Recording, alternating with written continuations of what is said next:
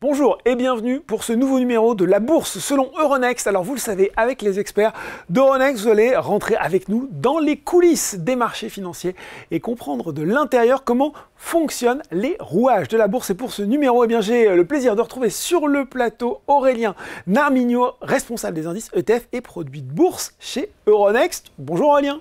Bonjour Laurent. Alors, avec vous, on va s'intéresser à un sujet qui passionne véritablement les investisseurs, celui des indices. Et puis, on va commencer par une première question toute simple, histoire de l'évacuer tout de suite et de ne laisser personne derrière. Qu'est-ce que c'est un indice ? Alors un indice, c'est un outil de mesure de performance d'un ensemble d'actifs, qui peut être des actions, des obligations, des matières premières, même des actifs alternatifs. On a même des indices sur les cryptos.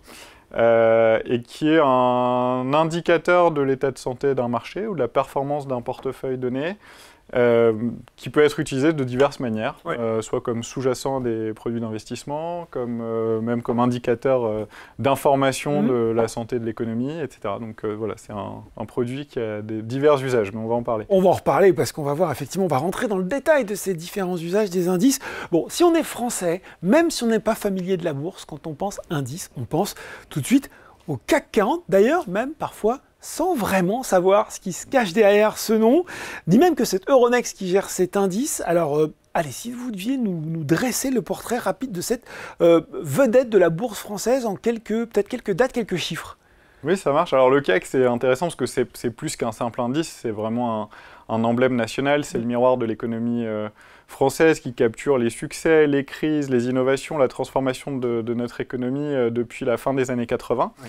Donc le CAC 40 est créé en fin d'année 1987 avec une valeur de base de 1000 points. D'accord. C'est intéressant. Il a bien progressé depuis, voilà. À 7400 à peu près, 70 à peu près, juste avant qu'on se parle.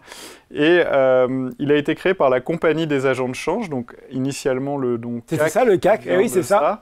Maintenant cet acronyme veut dire cotation assistée en continu, je pense que peu de gens le savent.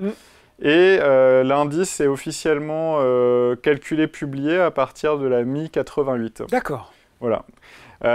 L'indice a été porté en fait dans tout son début, les années 90, par la mondialisation de l'économie française, l'essor des technologies, et on a atteint le plus haut niveau du CAC historique qu'on a depuis battu, mais à 6945 points en septembre 2000. Ça a longtemps été une barrière insurpassable. Hein, Exactement, avec des entreprises emblématiques de la cote à l'époque, Alcatel, France Télécom, Vivendi, qui ont cru de manière exceptionnelle. Et il a fallu 20 ans pour revenir à ce niveau-là. Donc on a repassé ce niveau en 2021. Et aujourd'hui, le plus haut historique a été battu l'année dernière. En mai 2024, le 10 mai, on a atteint un nouveau sommet à 8259 points. Avec une mutation assez forte de la composition de cet indice. Justement, peut-être qu'on peut en parler. Qu'est-ce qu'il dit, le CAC 40, de l'évolution de notre économie? Qu'est-ce qu'il reflète aujourd'hui, finalement, de l'économie française? Et puis, question dans la question, est-ce qu'il y a quand même des entreprises qui sont présentes depuis le départ et qui sont encore là aujourd'hui? Ah oui, alors il y a des entreprises qui étaient là à la création du CAC 40. Je pense à L'Oréal, à Total, à LVMH, à Michelin, qui sont encore des poids lourds de la cote parisienne. Et en termes de mutation de cet indice, c'est vrai qu'il était à sa création, comme je le disais, porté par les télécoms, notamment avec France Télécom, Alcatel. Et en fait, il a évolué depuis en suivant, en étant le reflet de la mutation de l'économie française, avec des secteurs très forts, que sont notamment le luxe, la santé, la finance, la défense. Et en fait, on se rend compte dans cet indice, et c'est assez intéressant pour ceux qui s'intéressent au CAC 40 et à ses équivalents d'une certaine manière, si on peut dire ça, dans d'autres économies, on a quand même un indice qui est le reflet d'une économie assez diversifiée, avec des secteurs, avec des grands champions dans divers secteurs et des entreprises qui ont un rayonnement mondial. Donc c'est assez intéressant de voir cette évolution. Bon, et là, les gens qui nous regardent se disent, bon, attends. Bon, le CAC 40, indice emblématique, ça évolue quand même pas tous les jours dans sa composition, les grands indices. La vie d'Aurélien, si c'est juste de s'occuper de ça, elle doit être assez cool, mais que nenni, sauf que c'est que la partie, si je puis dire, émergée de l'iceberg, parce que des indices, ils s'en créent de nombreux. Chaque année, vous avez un chiffre à nous communiquer? Oui, alors en 2024, on a lancé 376 indices chez Euronext avec mon équipe, sur les actions, mais aussi sur les marchés obligataires. Et on a une gamme d'indices d'environ 1400 indices aujourd'hui. Donc les indices, on en crée tous les jours, comme vous le voyez. On en retire également. Et en fait, vous avez différentes typologies d'indices. Vous avez des indices emblématiques qui sont suivis dans les divers cas d'usage de l'indice, c'est-à-dire comme sous-jacent d'ETF, comme indice de référence pour des gérants actifs, comme thermomètre pratiquement de la santé de l'économie française en ce qui concerne le CAC 40. Mais en fait, un indice, fondamentalement, c'est le reflet d'une stratégie d'investissement et on en crée toute la journée en collaboration avec nos clients que sont des banques qui collaborent avec nous dans l'émission de produits structurés ou des grands gérants d'actifs qui veulent lancer des ETF ou de nouvelles stratégies d'investissement et qui affinent la stratégie avec nous dans une démarche de co-construction ou qui prennent des indices déjà existants chez Euronext qu'on ajuste, ou on en crée pour eux, etc. Alors, vous avez dit, moi et mon équipe, il y a des lancements, 376, je crois, l'année dernière, 1400 au global, justement. Comment se compose une équipe qui s'occupe des indices? Quel talent, quelles compétences il faut pour suivre ce secteur particulier de la cote, et notamment cet aspect de l'activité d'Euronext? Oui, alors c'est des métiers assez intéressants. Si je découpe un peu les grands pôles qui composent une équipe indice, et notre équipe en l'occurrence. Donc on a d'abord une partie qui est assez proche de l'ingénierie financière, qu'on appelle des structureurs dans le jargon. Donc ça, c'est des gens qui conçoivent les indices, qui définissent les méthodologies, qui font les calculs, qui ajustent les compositions de portefeuille, etc. C'est plutôt des profils qui ont un background en statistique, en code, en finance. Ensuite, on a des commerciaux. Alors, eux font le lien avec nos clients pour anticiper leurs besoins, créer des indices à la demande en collaboration avec la structuration. On a des experts en stratégie produit, donc on doit bien sûr, cette gamme de 1400 indices, elle doit évoluer, on doit créer de nouveaux indices, en décommissionner d'autres, etc. Et on a une équipe d'opération, parce qu'en fait, quand vous sortez 1400 indices, vous sortez des prix qui sont la référence pour des milliards et des milliards et des milliards d'encours financiers.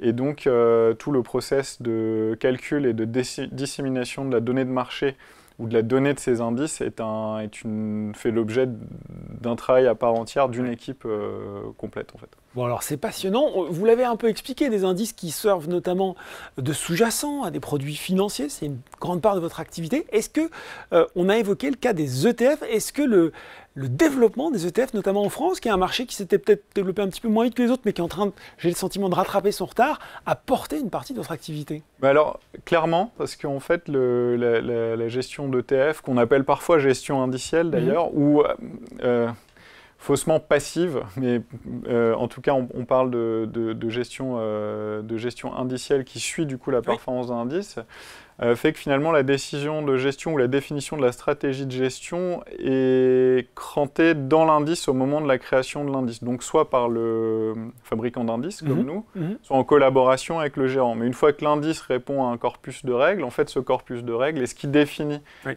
par essence toute la stratégie de gestion, et donc le poids, ou en tout cas la responsabilité du créateur d'indice, de la mise en place de la stratégie, de la dissémination des données de marché, etc., est très important. Donc le marché des ETF a mis une responsabilité supplémentaire sur la fonction de fabrication d'indices dans le monde de la gestion. Donc clairement, c'est un vent arrière parce que la demande il y a de la grosse demande, il y a beaucoup de demandes pour des indices, puisque la gestion indicielle a cru très fortement avec notamment les ETF. Ça augmente et la demande et le niveau de responsabilité qui est porté par les fabricants d'indices. Bon, l'autre grande tendance qu'on a pu voir, même quand on est investisseur particulier, c'est le développement des indices ESG pour la prise en compte des critères environnementaux, sociaux et de gouvernance. Est-ce que ça, c'est toujours valable aujourd'hui? Est-ce que ça reste vraiment là aussi une tendance forte? Et puis, peut-être si on est un petit peu prospectif, est-ce qu'il y a d'autres tendances comme ça que vous voyez arriver à votre niveau? Oui, alors Euronext, c'est vraiment, en tant que fabricant d'indices, c'est vraiment une de ses compétences clés, l'ESG.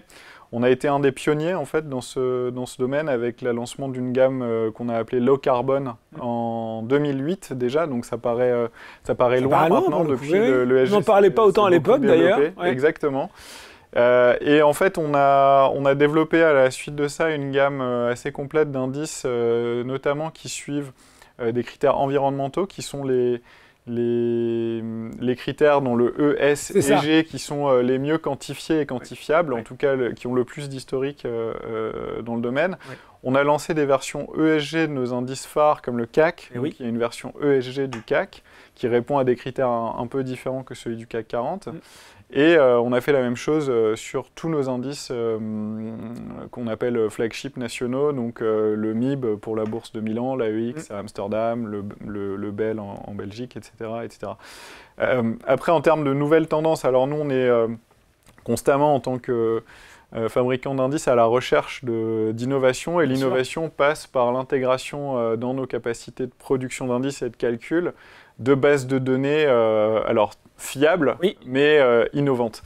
Et notamment, on a pu lancer récemment dans le même thème de l'ESG des indices Euronext Invest in France pour mettre en avant les sociétés étrangères qui investissent en France et qui présentent des critères de création d'emplois et de qualité de l'emploi qui sont intéressantes.